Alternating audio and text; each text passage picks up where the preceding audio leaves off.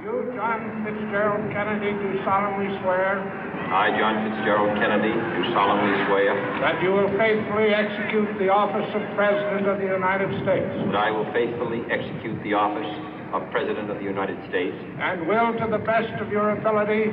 And will, to the best of my ability. Preserve, protect, and defend the Constitution of the United States. Preserve, protect, and defend the Constitution of the United States. So help you God.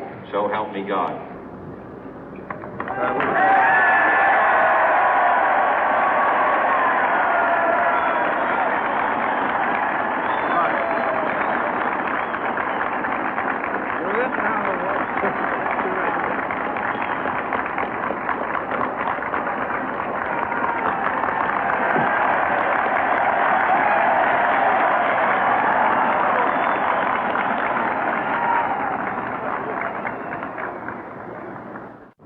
Vice President Johnson, Mr. Speaker, Mr. Chief Justice, President Eisenhower, Vice President Nixon, President Truman, Reverend clergy, fellow citizens.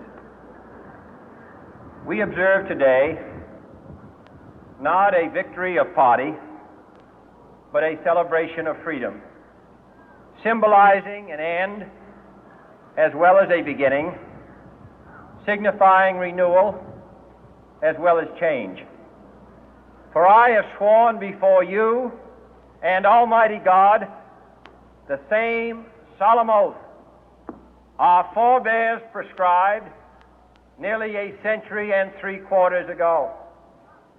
The world is very different now, for man holds in his mortal hands the power to abolish all forms of human poverty and all forms of human life.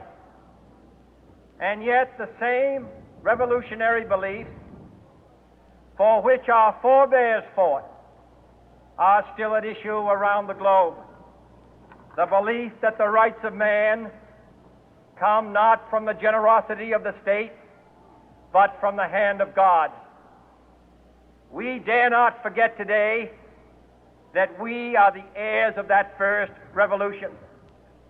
Let the word go forth from this time and place to friend and foe alike that the torch has been passed to a new generation of Americans born in this century, tempered by war, disciplined by a hard and bitter peace, proud of our ancient heritage, and unwilling to witness or permit the slow undoing of those human rights to which this nation has always been committed and to which we are committed today at home and around the world.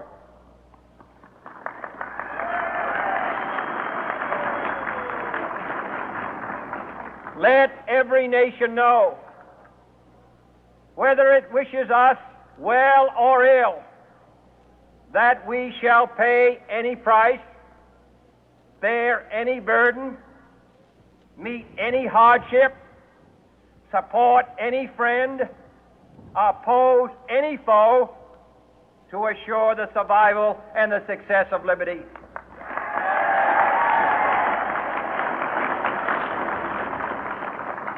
This much we pledge and more. To those old allies whose cultural and spiritual origins we share, we pledge the loyalty of faithful friends. United, there is little we cannot do in a host of cooperative ventures. Divided, there is little we can do, for we dare not meet a powerful challenge at odds and split asunder.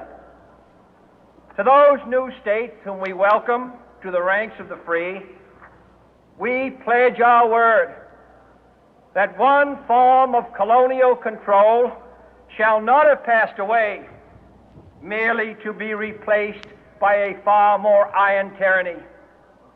We shall not always expect to find them supporting our view, but we shall always hope to find them strongly supporting their own freedom, and to remember that in the past, those who foolishly sought power by riding the back of the tiger ended up inside.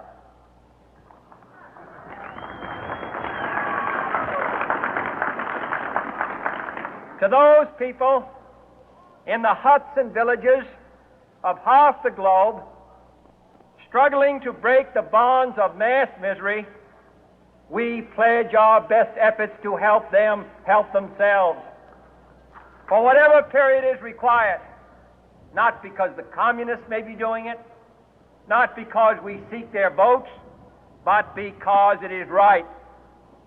If a free society cannot help the many who are poor, it cannot save the few who are rich.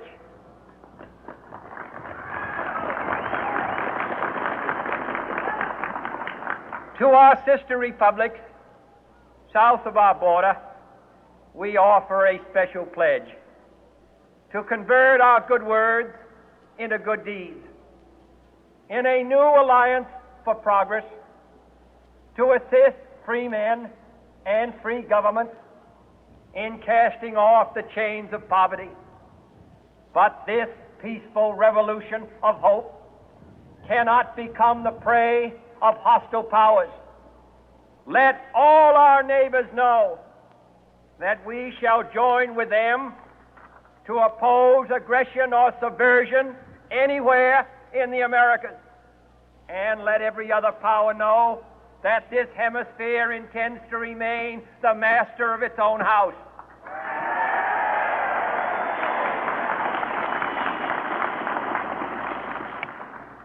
To that World Assembly of Sovereign States, the United Nations, our last best hope, in an age where the instruments of war have far outpaced the instruments of peace, we renew our pledge of support to prevent it from becoming merely a forum for invective, to strengthen its shield of the new and the weak, and to enlarge the area in which its writ may run.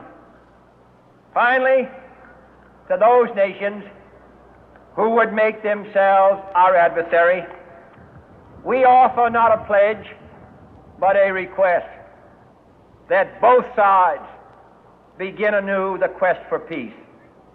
Before the dark powers of destruction, unleashed by science, engulf all humanity in planned or accidental self-destruction, we dare not tempt them with weakness, for only when our arms are sufficient beyond doubt can we be certain beyond doubt that they will never be employed. But neither can two great and powerful groups of nations take comfort from our present course, both sides overburdened by the cost of modern weapons, both rightly alarmed by the steady spread of the deadly atom, yet both racing to alter that uncertain balance of terror that stays the hand of mankind's final war. So let us begin anew, remembering on both sides that civility is not a sign of weakness, and sincerity is always subject to proof. Let us never negotiate out of fear, but let us never fear to negotiate.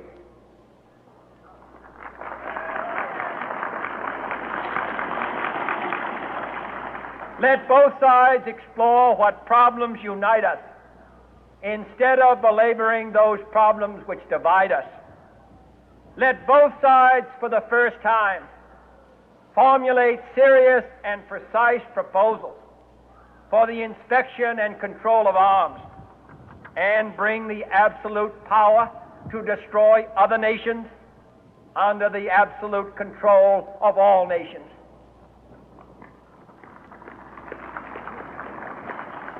Let both sides seek to invoke the wonders of science instead of its terrors.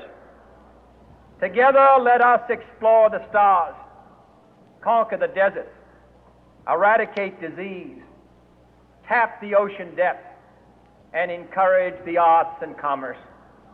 Let both sides unite to heed in all corners of the earth the command of our